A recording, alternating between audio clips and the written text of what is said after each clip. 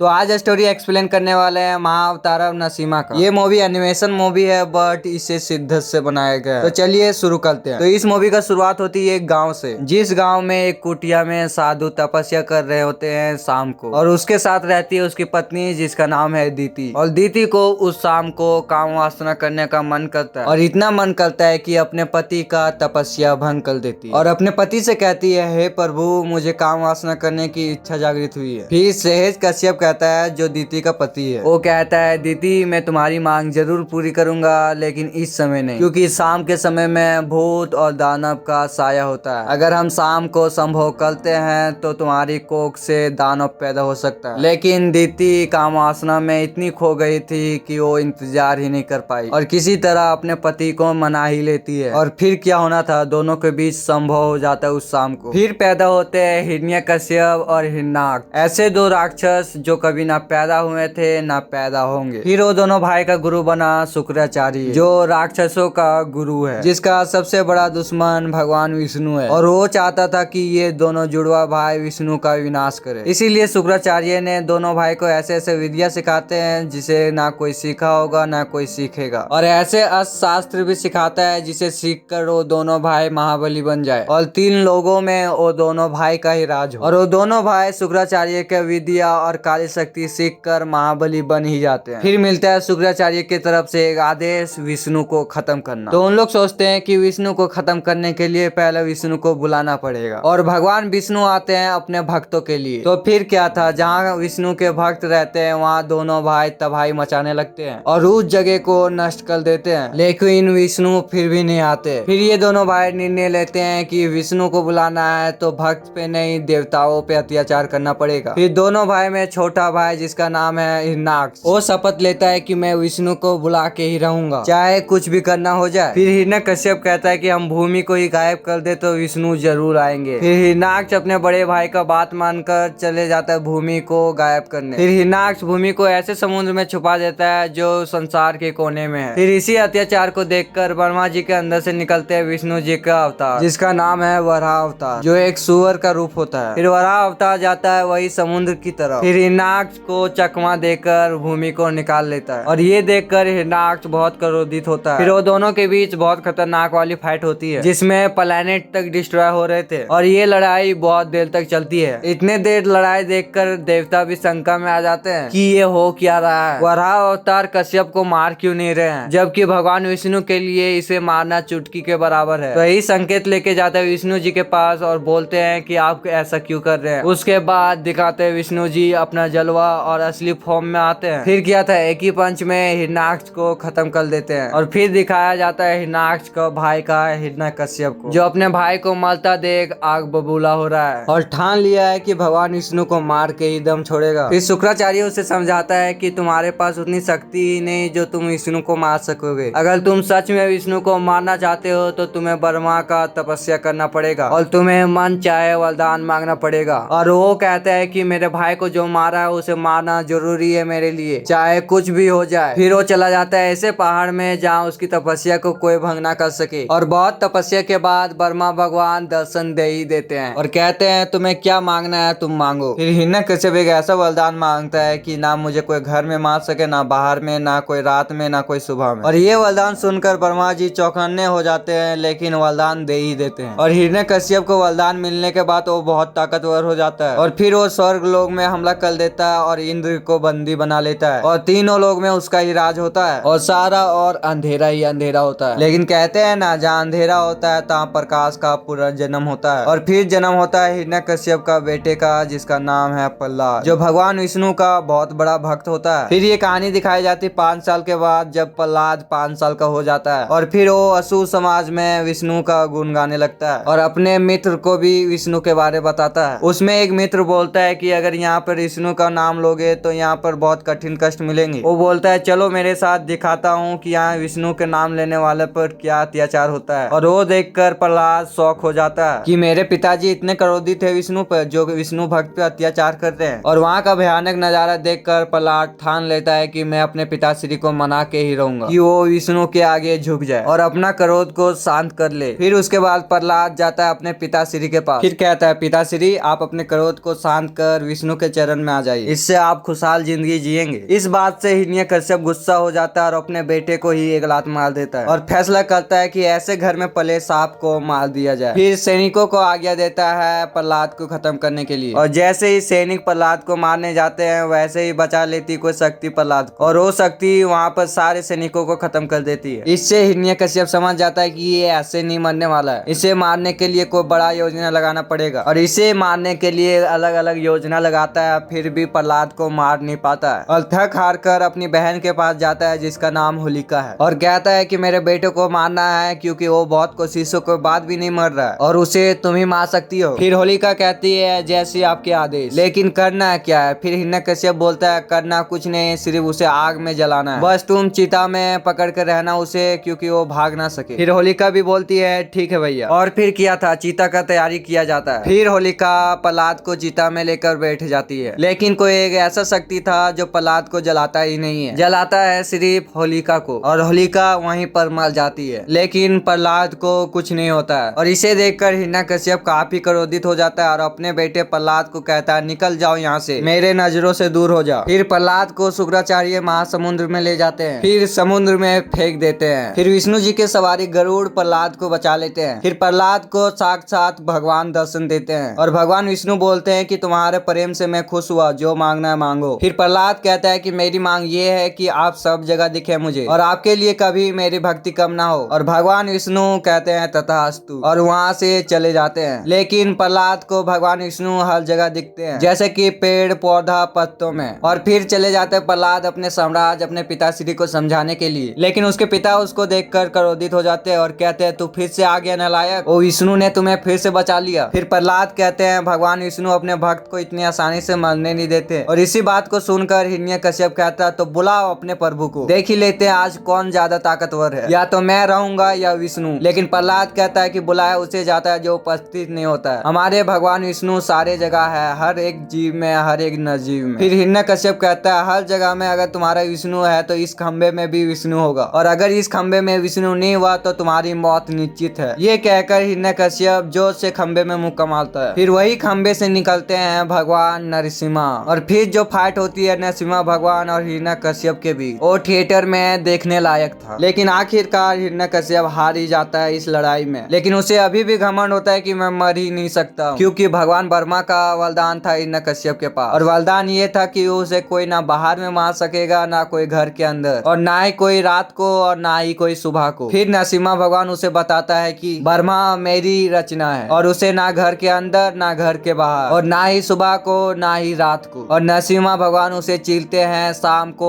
वो भी घर के चौखट में। और फिर हिरण्यकश्यप को मारने के बाद वो पूरा गुस्सा हो जाते हैं और आसपास की जगह तबाही मचाने लगते हैं, और इतने नरसिम्हा भगवान गुस्से में आ जाते हैं कि देवी देवता भी उसे रोक नहीं पाते हैं। और ब्रह्मा भगवान एक उपाय देते हैं कि ये जिसके लिए क्रोधित हुए हैं उसके लिए शांत होंगे, और प्रहलाद को शांत करने भेजते हैं। और नरसिम्हा भगवान प्रहलाद को देखकर आखिरकार शांत हो ही जाते हैं, और वहीं पर मूवी हैप्पी एंडिंग हो जाती है। तो अब बताओ कि मूवी आपको कैसी लगी, और अगर वीडियो अच्छा लगा तो वीडियो को लाइक और चैनल को सब्सक्राइब कर देना। और रिसेंटली अभी सैयारा मूवी आया था, अगर उसको एंडिंग एक्सप्लेन आपको जानना है तो आप लेफ्ट वाली वीडियो देख सकते हो।